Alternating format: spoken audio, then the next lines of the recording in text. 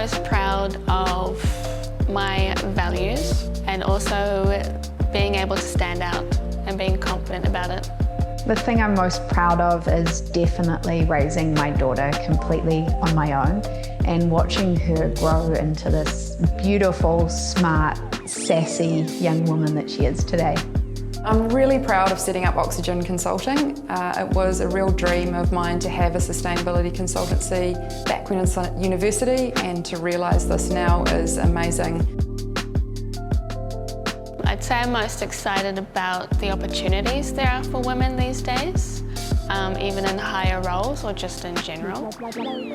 Women now have the chance to do things they've probably in the past never been able to, but now these days it's opportunities out there that everyone can do.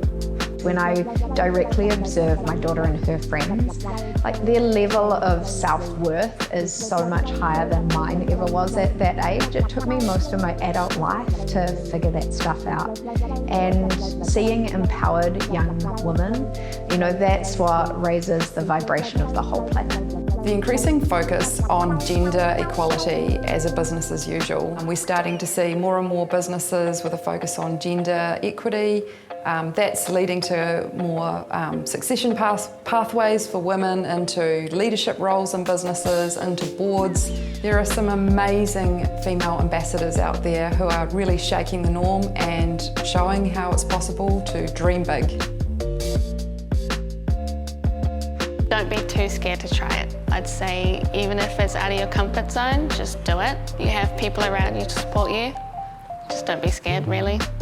I'm not going to follow the book. I'm going to write my own book, and that's okay. But everything's going to work out okay, so don't stress and worry about the things that don't really matter. As you go through life, there are many challenges and obstacles along the way, but don't let those inhibit you. They are the greatest opportunities to learn from and to grow from.